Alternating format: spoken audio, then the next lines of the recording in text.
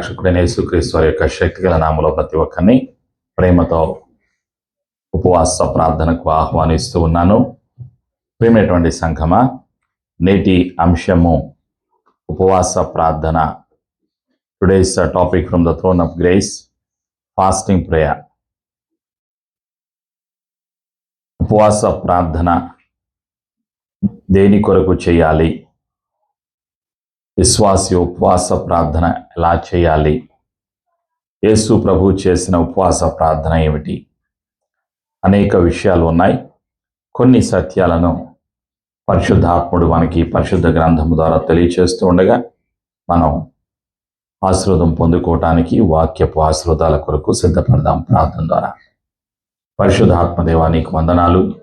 ఇంతవరకు నీ సన్నిధిలో కీర్తనల ద్వారా స్తుతించడానికి, ప్రార్థన విన్నపములు నీ సన్నిధిలో చెల్లించడానికి, ఉపవాసం ఉండి నీ సన్నిధిలో ప్రార్థించే ధన్యత నువ్వు అనుగ్రహించినందుకు నీకు కృతజ్ఞతలు తెలియచేస్తూ, నేటి వాక్యపు ఆశీర్వాదాన్ని పొందుకోవటానికి మా ఆత్మీయ నేత్రాలు తెరుస్తున్నందుకు నీకు వందనాలు.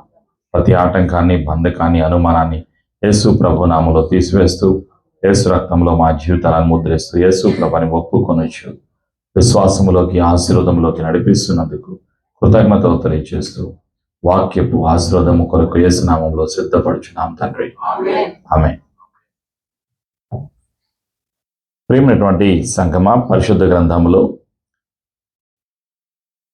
యెషయా గ్రంథం 58వ అధ్యాయంలో మొదటి 14 వచనాల్లో ఉపవాసము గురించి వ్రాయబడి ఉన్నది. పాత నిబంధన గ్రంథంలో. క్రొత్త నిబంధన గ్రంథంలో లూకా సువార్త 4వ అధ్యాయంలో మొదటి 15 వచనాల్లో ప్రభు అయినటువంటి యేసుక్రీస్తు వారు చేసినటువంటి ఉపవాస ప్రార్థన గురించి వ్రాయబడి ఉన్నది. అయితే మొదటిగా ఉపవాస ప్రార్థన దేని కొరకు చేయాలి?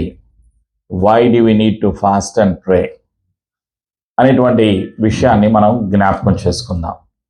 మీరు చాలామంది ఉపవాసం ఉంటున్నారు, ప్రార్థనలు చేస్తున్నారు, చాలా సంతోషం.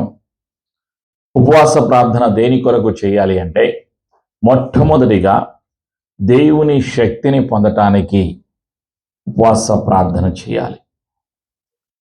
రెండవదిగా దేవుని చిత్తాన్ని తెలుసుకోవటానికి ఉపవాస ప్రార్థన చేయాలి. మూడవదిగా దేవుని యొక్క ప్రణాళికను తెలుసుకోవటానికి ఉపవాస ప్రార్థన చేయాలి. నాలుగవదిగా పరిశుద్ధాత్మ చేత నడిపించబడటానికి ఉపవాస ప్రార్థన చేయాలి. అందుకే రోమిలకు రాసినటువంటి పత్రిక 8వ అధ్యాయం 14వ వచనంలో పరిశుద్ధాత్ముడు తెలియజేస్తూ ఉంటాడు. The book of Romans chapter 8 verse 14, as many as are led by the Spirit of God, they are called sons of God. దేవుని ఆత్మ చేత ఎందరో నడిపించబడుదురో వారందరూ దేవుని కుమారులై యుందురు. 5వ సత్యం ఏమిటి అంటే, దేవుని కొరకు బలమైన కార్యాలు చేయటం కొరకు ఉపవాస ప్రార్థన చేయాలి. 6వ సత్యం ఏమిటి అంటే, పాపం మీద జయం పొందటానికి ఉపవాస ప్రార్థన చేయాలి. 7వ సత్యం ఏమిటి అంటే, చీకటి మీద, దయ్యాల మీద, సాతాను పైన జయము పొందటానికి ఉపవాస ప్రార్థన చేయాలి. ఇవి 7 కారణాలు ఉపవాస ప్రార్థన ఎందుకు చేయాలి. భోజనం మానేయటం ఒక వంతు అయితే, అంతకు మించింది ఏమిటి అంటే దేవునికి దగ్గర అవటం. ఈ ఉపవాస ప్రార్థన ఒక విశ్వాసి జీవితాన్ని దేవునికి దగ్గరగా చేస్తుంది. ప్రియమైనటువంటి సంఘమ, అదే సత్యాన్ని యెషయా గ్రంథంలో 58వ అధ్యాయంలో ఉపవాస ప్రార్థన గురించి చక్కగా పరిశుద్ధాత్ముడు తెలియచేస్తూ ఉన్నాడు. యెషయా గ్రంథం 58, the book of Isaiah chapter 58 talks about fasting prayer. యూదులు ఏ విధంగా ఉపవాసం ఉన్నారు, వాళ్ళు ఏ విధంగా ఆచారముతో కూడినటువంటి ఉపవాస ప్రార్థన వాళ్ళు చేసేవాళ్ళు అనేటువంటి విషయాలను ఈ యొక్క యెషయా గ్రంథం 58వ అధ్యాయంలో చక్కగా వ్రాయబడి ఉన్నది. వాళ్ళు ఏ విధంగా ఉపవాసం ఉండేవాళ్ళు యూదులు అనేటువంటి సత్యాన్ని ఇక్కడ మనకి పరిశుద్ధాత్ముడు గుర్తు చేస్తూ ఉన్నాడు. 58వ అధ్యాయంలో 3వ వచనం, మేము ఉపవాసం ఉండగా నీవెందుకు చూడవు? మేము మా ప్రాణములను ఆయాసపరుచుకొనగా నీవెందుకు లక్ష్య పెట్టవు అని అందురు. మీ ఉపవాస దినమున మీరు మీ వ్యాపారము చేయుదురు, మీ పనివారి చేత కఠినమైన పని చేయించుదురు. వాళ్ళు ఏ విధంగా ఉపవాస ప్రార్థనలు ఉంటున్నారు అంటే, వాళ్ళు వాళ్ళ యొక్క సొంత పనులు చేస్తూ ఉన్నారు. ఎవరు? యూదులు. అందుకని యూదుల గురించి పరిశుద్ధాత్ముడు తెలియచేస్తూ ఉన్నాడు. ఇంకా వాళ్ళు ఏం చేస్తూ ఉన్నారు అంటే 4వ వచనంలో, మీరు కలహపడుచు వివాదము చేయిచు అన్యాయముగా గుద్దులాడుచు ఉపవాసముందురు. మీ కంఠధ్వని పరమున వినబడినట్లుగా మీరు ఇప్పుడు ఉపవాసముండరు. ఏ విధంగా ఉపవాసం ఉంటున్నారు అంటే, వాళ్ళు గొడవలు పడుతున్నారు, వివాదములో పాలు పొందుతున్నారు. ఈ విధంగా వాళ్ళు ఉపవాసము ఉంటున్నారు అని పరిశుద్ధాత్ముడు తెలియచేస్తూ ఉన్నాడు. ఇంకా వాళ్ళు ఏ విధంగా ఉపవాసం ఉంటున్నారు అంటే, వాళ్ళు చెడు గురించి మాట్లాడుతూ వాళ్ళు ఉపవాసం ఉంటున్నారు అని పరిశుద్ధాత్ముడు తెలియచేస్తూ ఉన్నాడు. 58వ అధ్యాయంలో 9వ వచనంలో ఆ సత్యాన్ని మనం చూస్తున్నాం. 3వ లైన్లో నుంచి, ఇతరులను బాధించుటయు, వ్రేలు పెట్టి చూపి తిరస్కరించుటయు, చెడ్డదానిని బట్టి మాటలాడుటయు నీవు మాని. ఇలాంటివి నాకు ఇష్టం లేదు అని దేవుడు తెలియచేస్తూ ఉన్నాడు. అయితే ఉపవాసము ఉండేటువంటి వ్యక్తి చేయవలసినటువంటి పనులు ఏమిటో కూడా ఇదే అధ్యాయంలో పరిశుద్ధాత్ముడు గుర్తు చేస్తూ ఉన్నాడు. 6వ వచనంలో మనం చూస్తున్నాం. 58వ అధ్యాయంలో 6వ వచనంలో, దుర్మార్గులు కట్టిన కట్లను విప్పుటయు, కాడిమాను మోకులు తీయుటయు, బాధింపబడిన వారిని విడిపించుటయు, ప్రతి కాడిని విరుగగొట్టుటయు నేనేర్పరచుకున్న ఉపవాసము గాదా. విడిపించేది వాక్యము. సువార్త ద్వారా మానవ జాతికి విడుదల కలుగుతుంది. అయితే ఆ యొక్క పనిలో పాలిభాగస్తులుగా ఉండాలి అన్నది పరిశుద్ధాత్ముడు గుర్తు చేస్తూ ఉన్నాడు. దేవునికి ఇష్టమైన ఉపవాసం ఏమిటి అంటే, దుర్మార్గులు కట్టిన కట్లను విప్పుటయు, ప్రతి కాడిని విరుగగొట్టుటయు. ఇది దేవునికి ఇష్టమైన ఉపవాసము అని దేవుడు తెలియచేస్తూ ఉన్నాడు. ఇంకా దేవుడు తెలియచేస్తున్నటువంటి సత్యం ఏమిటి అంటే, 7-8 వచనాలు. దేవునికి ఇష్టమైనటువంటి ఉపవాసము, నీ ఆహారము ఆకలి కొన్న వారికి పెట్టుటయు, నీ రక్త సంబంధికి ముఖము తప్పింపకుంటయు, దిక్కుమాలిన బీదలను నీ ఇంట చేర్చుకున్నటయు, వస్త్రహీనుడు నీకు కనబడినప్పుడు వానికి వస్త్రములు ఇచ్చుటయు, ఇదియే కదా నాకిష్టమైన ఉపవాసము.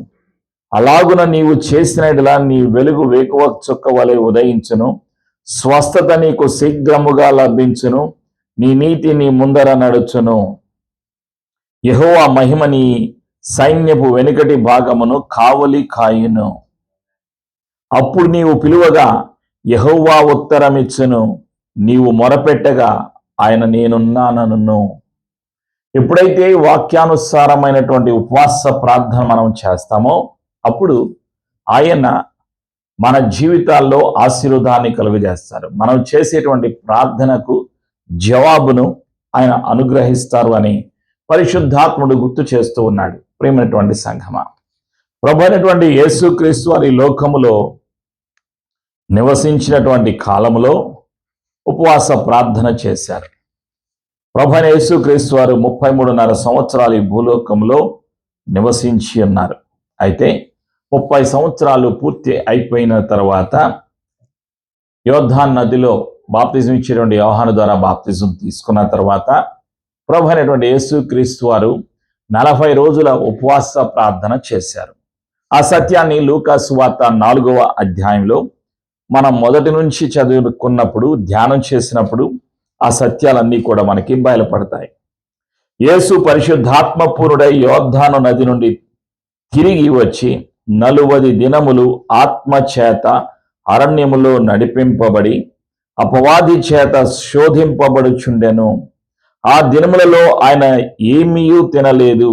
అవి తీరిన తరువాత ఆయన ఆకలిగొనగా, యేసు ప్రభులు వారు 40 రోజులు 40 పగళ్ళు 40 రాత్రులు భోజనం చేయకుండా, ఆహారము తీసుకోకుండా, మంచినీళ్లు త్రాగకుండా ప్రభు అయినటువంటి యేసుక్రీస్తు వారు ఉపవాసం ఉన్నారు.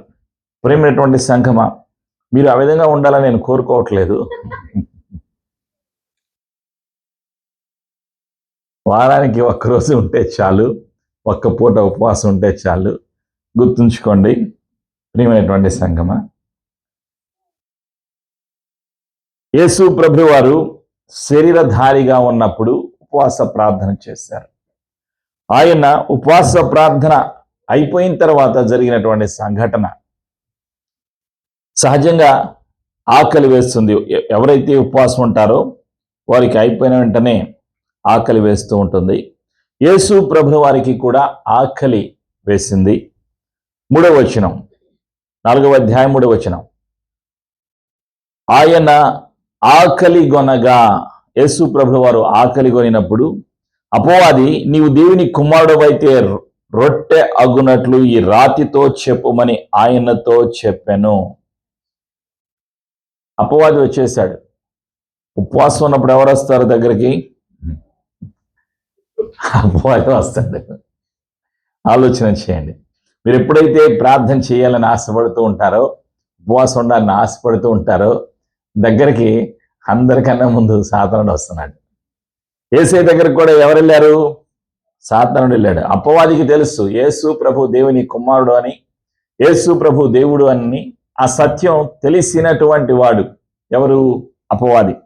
అపవాదికి ఇంకా చాలా విషయాలు తెలుసు. ఏమిటి అంటే, వాక్యం బాగా తెలుసు. మీకన్నా నాకన్నా వాక్యం బాగా తెలుసు. ఆలోచన చేయండి. అప్పుడు యేసు ప్రభు వారు అన్నటువంటి మాట ఏమన్నారు? యేసు ప్రభు వారు, అపవాది వచ్చి అంటున్నాడు, నీకు ఆకలిగా ఉన్నది కదా, ఈ రాళ్లను రొట్టెలుగా చేసి తిను అంటున్నాడు.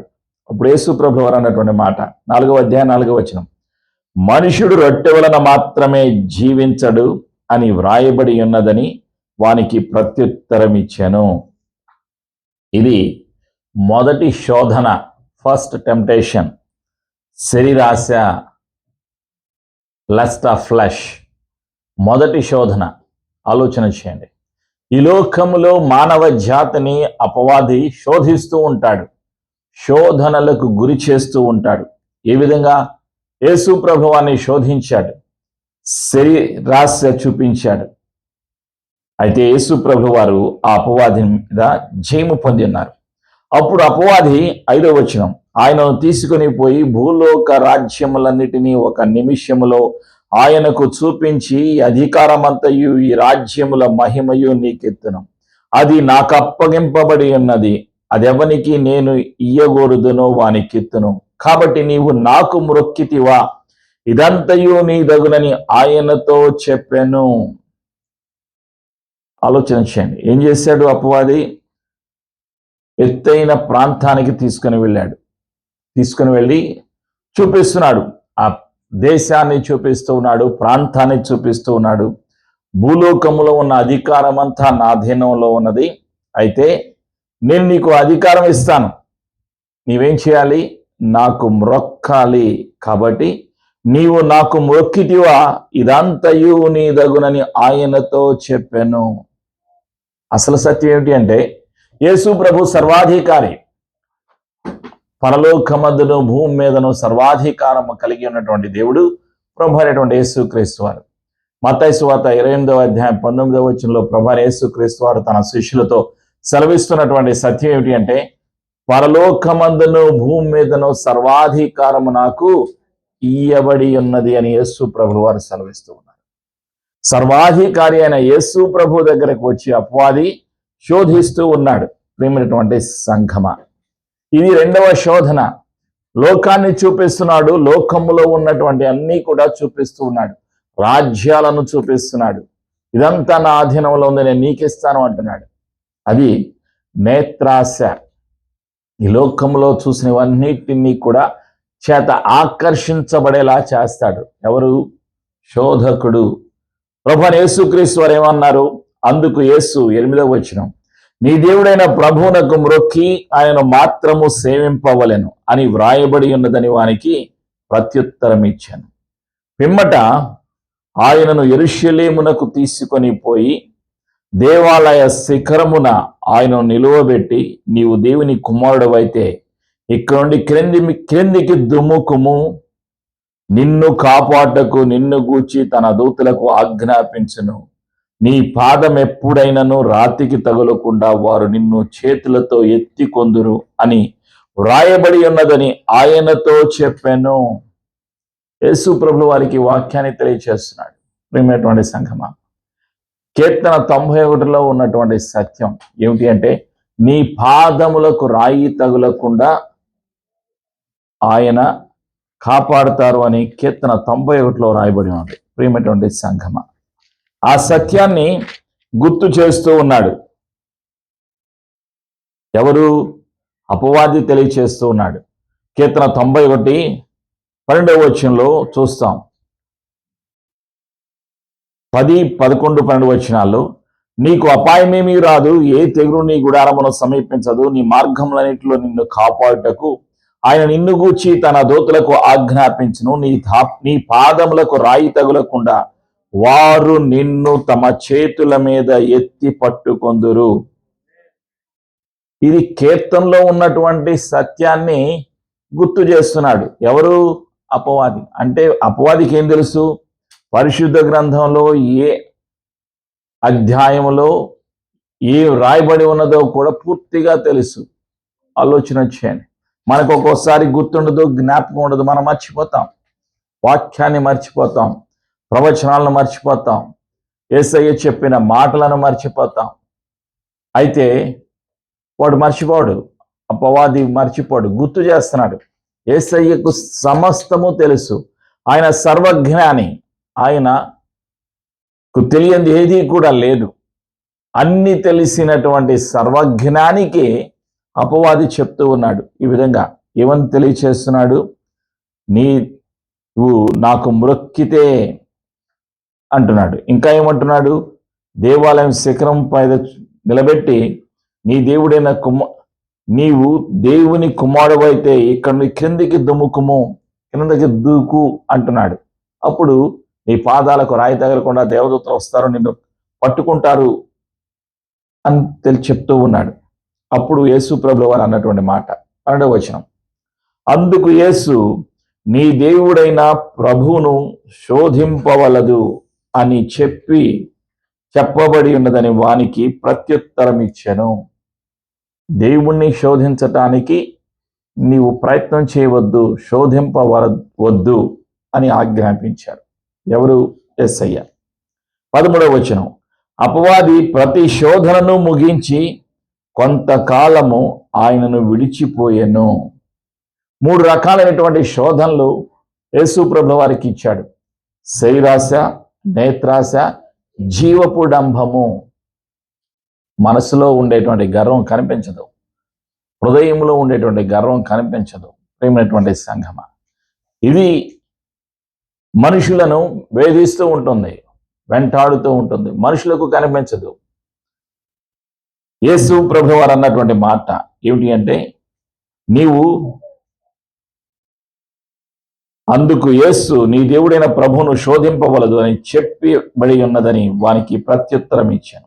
అపవాది ప్రతి శోధనను ముగించి కొంతకాలం ఆయనను విడిచిపోయాను. అపవాది అప్పుడు వదిలిపెట్టి వెళ్ళిపోయాడు, యేసు ప్రభువు దగ్గర నుంచి వెళ్ళిపోయాడు. ఆ తర్వాత జరిగినటువంటి సంఘటన, అప్పుడు యేసు ఆత్మబలముతో గలిలయకు తిరిగి వెళ్ళెను. ఆయనను గూర్చిన సమాచారము ఆ ప్రదేశమందంతటా వ్యాపించెను. ఆయన అందరి చేత ఘనత నుండి వారి సమాజ మందిరములలో బోధించుచూ వచ్చెను. సువార్తను ప్రకటించటానికి, యేసయ్య కొరకు బలమైన సాధనముగా వాడబడటానికి, పాపాన్ని జయించటానికి, అపవాదిని జయించటానికి కావలసినటువంటి సామర్థ్యము యేసు ప్రభు కృప ద్వారా పరిశుద్ధాత్మలో మనం పొందుకుంటాం. మన శక్తి సరిపోదు అపవాదిని జయించటానికి. అపవాది అయిన సాతానుడు యేసయ్య దగ్గరికి వెళ్ళాడు. మరి మీ దగ్గరకు నా దగ్గరికి ఎందుకు రాడు? ఆలోచన చేయండి. ప్రతిరోజు చూస్తూ ఉన్నాడు ఎవరు ఎంత ప్రార్థన చేస్తున్నారు, ఎవరు ఉపవాసం ఉంటున్నారు, ఎవరు దేవుని కొరకు వాడబడాలి అని ఇష్టపడుతున్నారు, ప్రయత్నం చేస్తున్నారు. అన్నిటినీ చూస్తూ ఉన్నాడు అపవాది. అందుకే ఎవరిని మృంగుదునా అని గర్జించు సింహం వలె వెతుకుతూ ఉన్నాడు అపవాది. యేసయ్య కూడా వెతుకుతున్నారు. ఎవరిని? ప్రార్థన చేసేవారిని వెతుకుతున్నారు. వాడబడటానికి యేసయ్య పని కొరకు పని చేయటానికి ఇష్టపడుతున్న వారిని యేసు ప్రభువు వారు వెతుకుతూ ఉన్నారు. దేవదూతలు వస్తున్నారు సహాయం చేయటానికి. యేసు ప్రభువు వారు మనతో ఉండి మనతో కలిసి పని చేయడానికి ఇష్టపడుతున్నారు. పరిశుద్ధాత్ముడు మనకి సహాయం దయచేయటానికి ఆయన ఇష్టపడుతూ ఉన్నారు. ప్రేమైనటువంటి సంఘమా, కాబట్టి ఈరోజు నీవు నేను తెలుసుకోవలసినటువంటి సత్యం ఏమిటి అంటే, అపవాది ఎవరిని వదిలిపెట్టడం లేదు. మనం యేసయ్యతో సహవాసం చేయాలి, పరిశుద్ధాత్మతో సహవాసం చేయాలి. జయకరమైన జీవితాన్ని జీవించటానికి, బలమైన సాధనములుగా వాడబడటానికి నీవు నేను సిద్ధపడాలి అని పరిశుద్ధాత్ముడు కోరుకుంటూ ఉన్నాడు. యేసయ్య కృప మనందరికీ సదా తోడేండునుగాక. ఆమేన్. ప్రార్థన చేసుకుందాం. పరిశుద్ధాత్మ దేవాన్ని సహాయమునకై వందనాలు. ఉపవాస ప్రార్థన గురించి అనేక విషయాలు తెలియచేసినందుకు నీకు వందనాలు. దేని కొరకు ప్రార్థన చేయాలో, ఎలా ప్రార్థన చేయాలో తెలియచేసినందుకు నీకు వందనాలు. యేసు ప్రభువు వారు ఏ విధంగా ప్రార్థన చేశారో, ఏ విధంగా శరీరాశ, నేత్రాశ, జీవపు డంబమును జయించి ఉన్నారో, శోధకుడను అపవాదిని జయించి గద్దించి వెళ్ళగొట్టి ఉన్నారో, అనేక సత్యాలు తెలియచేసినందుకు నీకు వందనాలు. ప్రతి విశ్వాసి కూడా పాపం మీద జయం కలిగి ఉండటానికి, అపవాది మీద, శోధనల మీద జయము కలిగి జీవించడానికి, శోధకుడైన సాతాను మీద జయము కలిగి జీవించడానికి, బలమైన సాధనాలుగా ప్రతి ఒక్కరూ వాడబడటానికి పరిశుద్ధాత్ముడ నీవే సహాయము దయచేస్తున్నందుకు కృతజ్ఞతలు తెలియచేస్తూ, యేసు రక్తంలో మా జీవితాలను ముద్రిస్తూ మేము విన్న సత్యాన్ని ఇతరులకు తెలియచేయడానికి నీవే సహాయము దయచేస్తున్నందుకు కృతజ్ఞతలు తెలియచేస్తూ, యేసు ప్రభు నామములో ప్రార్థించి ఆశీర్వాదాన్ని యేసు ప్రభు నామములో పొందుకొనిచున్నాము తండ్రి. ఆమేన్.